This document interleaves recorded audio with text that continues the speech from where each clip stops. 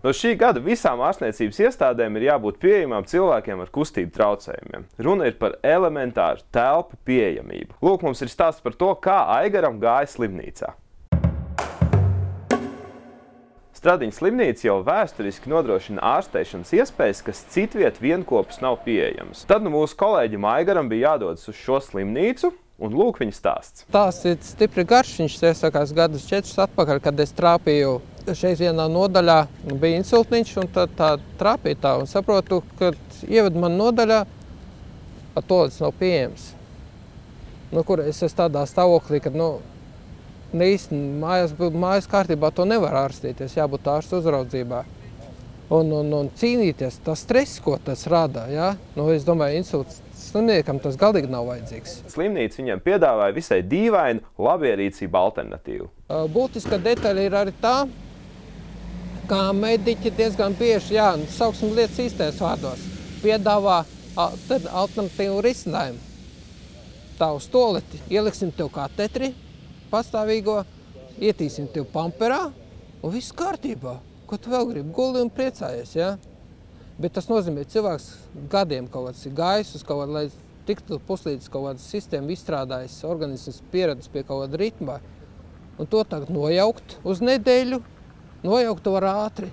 Pēc tam tas cilvēks aizbrauc mājās, viss. Viņam ir reāli ārstēšana nokļūst ar minuszīmi. Ir pagājuši 4 gadi, un Aigars ir nonācis tajā pat nodaļā, un nekas nav mainījies.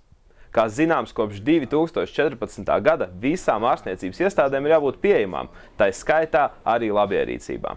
Mēs varam ratificēt konvencijas, mēs varam izstrādāt valdības deklarācijas, izstrādāt politikas plānošanas dokumentus, vadlīnijas un tā tālāk. Tas viss ir skaisti, bet visos tajos dokumentos pazūd cilvēks. Un ne tikai pacients, bet ķilnieku lomā nonāk arī medicīnas darbinieki, jo viņu uzdevums nav būvēt slimnīcas vai veikt kaut kādas vidas pieejamības uzlabojumus. Viņiem ir kvalitatīvi un efektīvi jānodrošina savas kompetences ietvaros darbs, lai tā pacienta veselība tiktu uzlabota un aprūpēta. Pateicoties mediķu radošajai domāšanai, Aigaram bija iespēja uzturēties slimnīcā visu ārstēšanai nepieciešamo laiku. Un kā jau tiesības sargs teica, šāda situācija nav pieļaujama. To regulē gan dažādi starptautiski dokumenti, gan galu galā arī ministru kabineta noteikumi. Pārbaudes Stradiņas slimnīcā veselības inspekcija ir veikusi 2012. gada nogalē, tika konstatēts, ka vairākās nodaļās nav nodrošināta vidas pieejamība.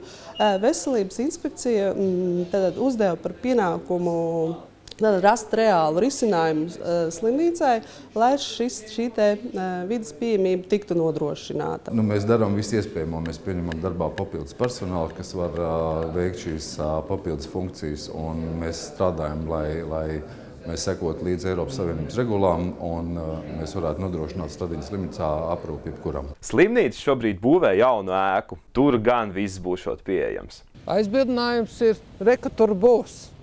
Tomēr to plakātu man rādīja pirms 4 gadiem. Tagad tur ir tā bumbedra izraktā, bet es gar acīm redzu, tur pieejamas toaletes, skaistas dušas, ērtas, bet kas man no tā? Man šobrīd jātiek ar to, kas ir šeit. Redzēt, likums ir un viņš ir jāpilda. Un te jāsaka tā, ka to, ko mēs esam konstatējuši, kad arī uzraugošās institūcijas bieži vien tādēļ, ka viņas ir attiecīgas ministrijas pāraudzībā, neizdara varbūt tik konkrēti šos secinājumus un nenorāda uz tik konkrētiem trūkumiem, kaut kādā veidā varbūt baidoties no tā, ka būs kāda politiskā izreikināšanās no ministra vai kāda novērtējuma slikta un varēs zaudēt šo te darbu. Bet es domāju, ka te ir ārkārtīgi svarīgi saprast, ka jebkurš ierēdnis uzņemoties pildīt amatpersonu šos te pienākumus, viņš ir atbildīgs par visu sabiedrību, nevis tikai par savu darbu algu vai par to, ko par to padomās ministrs. Tad kurš īsti ir atbildīgs? Principā situācija ir tāda, ka būtu jāuzņemās atbildība pirmām kārtām jau slimnīcas vadībai, visaugstākā līmeņa vadībai, jo pirmām kārtām konvencija nav nekas jauns, tad te jau būs vairāk kā 4 gadi, kas kopš Latvijai viņi ir saistoši. Vēl vairāk gadus, kopš mēs jau varējām izmantot šos te konvencijas principus, uzlabojot konkrēto situāciju valstī.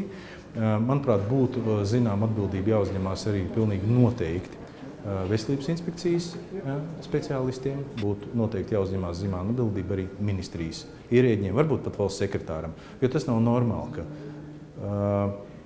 gadi iet, likumi ir, regulējums ir, bet situācija nemainās.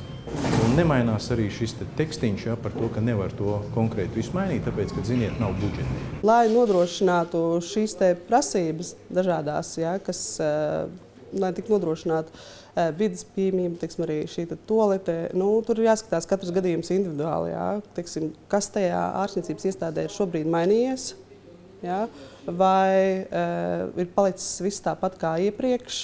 To mēs varētu komentēt pēc tam, kad mēs tur būtu veikuši pārbaudi. Likums ir pārkāpts. To arī atzīst tiesības sargs. Veselības inspekcijai jau vienā tiesas prāvā ir uzlikts par pienākumu maksāt morālā kaitējuma kompensāciju par ārstniecības iestāžu nepieejamību. Aicinām ikvienu iestāties par savām tiesībām un pret valsts neizdarību, pat ja tas prasa vēršanos tiesā.